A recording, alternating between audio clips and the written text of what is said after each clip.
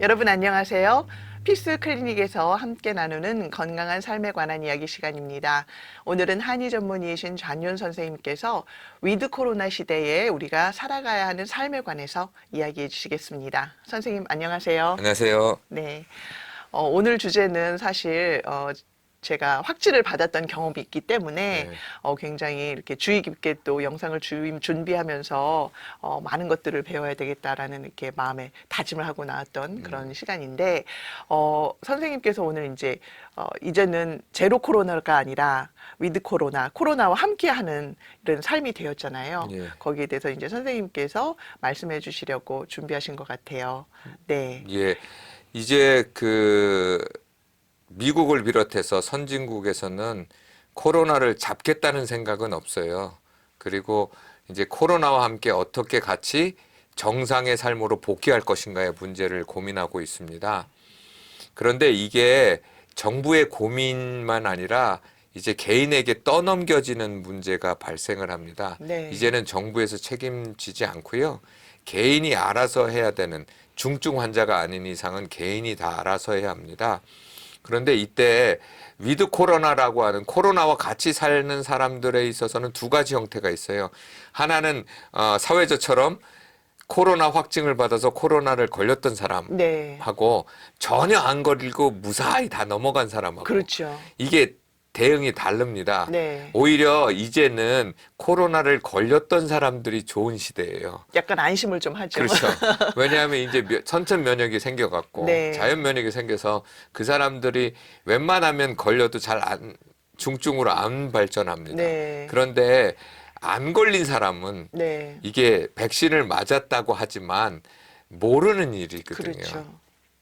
그래서 백신을 맞는 문제가 중요하고 아직도 30%는 맞지 않는 사람이에요. 그러니까 세 종류로 나눌 수 있죠. 네.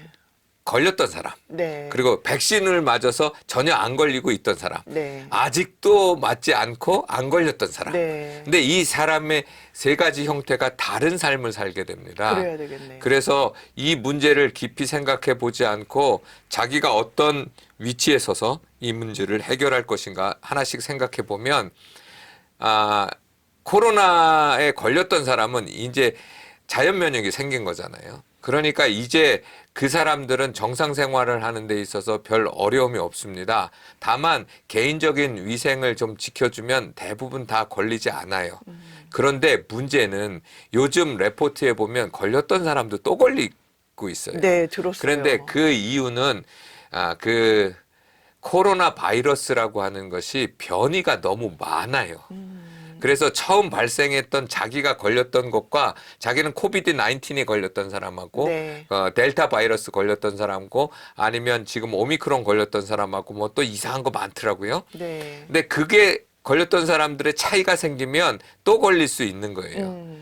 그러니까 백신을 맞은 사람하고 지금 있던 사람은 같은 레벨에서 무엇을 걱정해야 되냐면 면역을 어떻게 기를 수 있을 것인가를 고민하는 게 굉장히 중요합니다. 네. 그럼 면역이라는 건 일반 사람들이 쉽게 알 수 있는 건 세 가지입니다. 첫 번째, 잠을 잘 자고 있는가. 네. 그러니까 코로나가 걸렸어도 잠을 잘 자면 잘 극복할 수 있어요. 이미 내 안에서 면역 시스템이 그걸 감당할 정도 수준이 되니까 그거를 감당하려면 잠을 잘 자고 있는가. 만약 잠을 잘 자고 있지 못하다면 이 잠을 잘 잘 수 있는 방법들을 마련해 가는 거예요. 네. 집집마다 마사지 체어가 있지만 마사지 체어에서 한 15분 정도 마사지를 받으면 졸음이 오는 사람들이 있습니다. 네. 그럼 그런 사람들은 거기서 잠깐 낮잠을 주무시는 것도 수면을 질을 좋게 할 수 있어요. 한 시간 미만으로 자야 되고요. 네. 그다음에 두 번째는 잘 먹는가 하는 문제, 식욕의 문제가 굉장히 중요합니다. 그래서 이 위드 코로나 시대에 식욕이 떨어지고 있다라고 하는 문제들은 굉장히 중요한 문제. 자기 면역성이 떨어지니까 식욕을 좋게 하는 가장 좋은 방법 세 가지는 첫 번째, 식욕은 굶는 데서 와요. 금식하면 뭐 배고프면 다 식욕 돌아옵니다. 네. 건강한 사람. 시장이 반찬이다. 네, 그러니까 만약에 자기가 식욕이 떨어지고 있는 분이 있으세요. 건강상에 특별한 질병이 없으면 굶으세요. 그럼 밥맛은 금방 돌아옵니다. 그런데 그래도 안 돌아오는 사람이 있다. 그러면 두 번째는 세 가지 비타민 C, 마그네슘, 징크를 먹으면 웬만한 사람은 식욕이 돌아옵니다. 오. 그것으로도 돌아오지 않는다. 입맛이 떨어지는 이유가 대부분은 만성 피로에서 오거든요. 그러니까 만성 피로 부분을 한의원이나 병원에 가셔서 치료하시면 그 면역을 떨어지는 걸 막을 수 있기 때문에 그 부분을 잘 하시는 게 중요합니다. 그리고 나서 이제 그렇지 않은 사람들, 전혀 지금 맞지 않는 사람들, 네. 그 사람들은 두 종류가 있는데요. 만성병을 갖고 있는 사람하고 그렇지 않은 사람이 있어요. 만성병이 있는 사람들은 자기가 관리하고 있는 이 질병이 먹고 있는 약이 혹은 질병의 상태가 좋아지는 방향으로 가고 있다면 걱정하실 필요가 없습니다. 그런데 먹고 있는 약이 늘어나고 있고 혈액 검사상의 문제가 자꾸 안 좋아지는 사람들은 굉장히 위험한 순간으로 치달을 수가 있습니다. 그래서 코로나 19이 델타나 오미크론에 걸리면 중증화되는 경향이 많기 때문에 그 부분에 대한 전문의와의 치료를 꼭 하셔서 이 관리가 좋은 방향으로 가고 있는지 아니면 나쁜 방향으로 가는지 꼭 하시고, 만약 건강한 사람인데 안 맞았어요. 그러면 이 분들은 앞에 분들과 좀 다르게 너무 위생적으로 하시면 안 돼요. 이거 굉장히 그러니까 손을 너무 자주 씻거나, 특이한. 네. 그 다음에 집안을 너무 깨끗이 하거나 흙을 멀리 하거나 그러지 마시고, 좀 손을 씻을 때 한두 번 정도는 괜찮지만 매일 막 대여섯 번 씻을 면역작용에 대한 연습 기회를 주셔야 합니다. 오히려 너무 깨끗하게 하는 게 면역을 떨어뜨릴 수 그렇죠. 있는. 면역 싸움을 할 수 없으니까. 그리고 야채를 끓여 먹지 마시고 야채를 생야채를 드셔서 그 생야채에 닿여 있는 병균이나 이런 것들이 내 몸속에 들어가서 나와 싸울 수 있는 기회를 주시는 게 굉장히 중요합니다. 네. 따라서 코로나라고 하는 건 이렇게 상황이 다양한 조건하에서 여러분에게 맞이하게 돼 있어요. 가장 중요한 건 내 몸이 내 몸을 치료할 수 있는 능력을 앞으로 기르는 데 관심을 가지셔야 합니다. 그러면 선생님, 이번에는 코로나를 걸렸다가 그리고 완치는 되었는데 그 다음에 그 이후에 살아가야 후유증으로. 되는 후유증이 또 보고가 되는 바가 있잖아요. 네, 많이 있습니다. 그 후유증은 어떤 증상으로 보통 나타나게 될까요? 대표적인 증상은 첫 번째로 들 수 있는 건 폐 기능이 떨어지는 겁니다.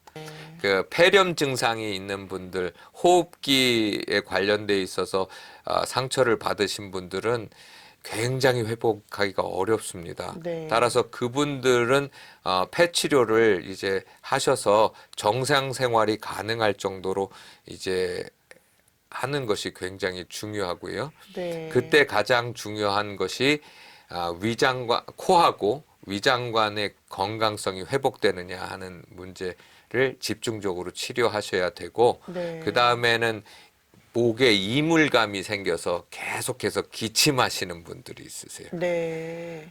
날만 하면 또 뭔가 목에서 이상해서 자꾸 기침하고, 물 먹을 때 연화장애 겪는 경우도 있고 소화불량 겪는 경우도 있는데, 이런 경우에는 이 위장관 입부터 항문에 이르는 이 과정에서 그 면역 체계가 떨어짐으로 몸에 염증이 생기는 경우가 많거든요. 그래서 그 염증 치료를 집중적으로 해가는 또 장기간의 치료가 필요하고요. 네. 그다음에 요즘 많이 보고되는 것 중에 하나 근감소증이라고 해서 걸려서 그 근육 시스템에 문제가 생겨서 근육이 주는 경우, 이건 면역과의 문제가 되기 때문에 그런 문제들을 해결하는 쪽으로 가셔야 되는데, 대부분은 그런 후유증의 문제는 방송에 많이 안 나와요. 그래서 사람들이 잘 모르고 있는데요. 네. 이 부분은 혼자 할 수 있는 부분은 아니고요. 잘 아는 전문의 병원이나 한의원에 가셔서 장기적인 치료를 받으시면서 뭐 1년에서 뭐 3년 정도의 치료를 받으시면서 정상화 과정을 밟아 가셔야 됩니다. 그리고 특별히 이제 전 당뇨 전문의 하니까, 당뇨에 걸리신 분들은 굉장한 고통을 많이 겪는 분들이 많이 있으세요. 그래서 당뇨약이 늘어나기도 하고 이제 당이 조절이 되지 않고, 그렇게 되면서 이제 우울증으로 코비드 블루. 음. 그러니까 코로나로 인해서 그 초기에는 코로나 걸린 사람을 거의 그 병자 아주 뭐라 그러죠? 세균 보듯이 하는 경우가 있어서 그렇죠. 지금 조금. 코비드 블루라고 하는 병을 겨루신 코로나 우울증에 걸리신 분들이 있는데 이 분들에 대한 치료가 지금 시급하죠. 네. 그래서 LA에서도 정신건강국에서도 이 문제에 대해서 적극적으로 치료에 나서고 있고요. 예. 그리고 우울증이라고 하는 건 뭐 정신의 감기 이 정도로 생각하면 안 되고 전문의하고 상담해서 이 문제를 해결해야 되고 특별히 이제 제가 말하고 싶은 건 공황 장애나 앵자이어티에 걸리시는 특별히 병에 대한 공포감 그리고 사람이 많은 데 가는 두려움 네. 이런 것들이 또 발생하시는 분들이 있어요. 오. 이런 경우가는 굉장히 이제 삶의 질을 떨어뜨리게 되죠. 이제는 네.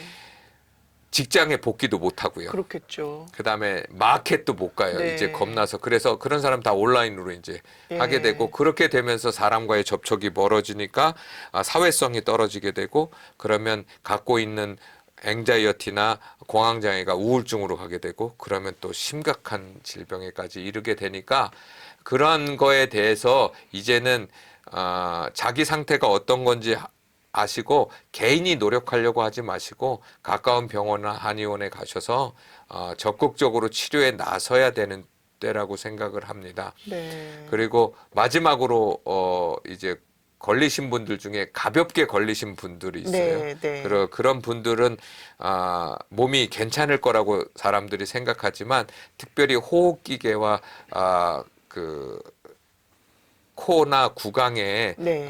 이제 연약함이 발생하는 경우가 많이 있으실 거예요. 네. 그랬을 때 그 문제를 쉽게 보지 마시고 빠르게 잘 치료하지 않으면 문제가 발생하는데요. 한 가지 예를 들면 그래요. 제가 요번에 건강검진 받으면서 저도 나이가 있어서 그런지 대상포진 예방주사를 맞으라고 네. 했어요. 그래서 안 맞을까 하다가 또 이거 아프면 며칠씩 또 걸려서 또 진료도 못하고 이런 일이 발생하니까 맞았어요. 근데 네. 제가 그 부스터샷까지 맞은 상황에서 그걸 맞았더니 네. 어마어마하게 아팠어요. 그러니까 병균이 이제 너무 많이 들어온 거죠. 부스터샷까지 맞았는데 이제 며칠 안 돼서 또 며칠 안 2주, 돼서. 2주 후에 맞았거든요. 2주에 네. 또 대상포진이란 바이러스를 집어넣으니까 내 면역계가 아무리 강해도 아주 고생을 했는데 네. 한 가지 부작용 문제가 생겼는데 저와 저희 아내가 맑은 콧물이 나오기 시작하는 거예요. 맞아요. 그거는 내 몸에 바이러스가 계속 남아 있는 겁니다. 그래서 이 호흡기계에 남아 있어서 그 콧물을 통해서 바깥으로 내보내는 거거든요. 네. 그러니까 무슨 뜻이에요? 우리 면역계가 아직도 싸우고 있는 거죠. 그러니까 면역 시스템에 대한 이해가 제일 중요한 건 바로 코하고 입하고 항문입니다. 여기에 네. 어떤 증상이 나타나면 그걸 빨리 고치시는 것이 위드 코로나 시대에 가장 중요한 문제라고 생각합니다. 네. 정말 백신을 맞으셔서 혹은 또 백신을 맞지 않으시고도 이렇게 코로나에 걸리지 않으신 여러분들 또 코로나를 겪으신 분들 이 모든 분들이 오늘 이 영상에 많은 도움이 되시길 바라면서 오늘은 여기서 인사를 드리겠습니다. 선생님 감사합니다. 네, 감사합니다.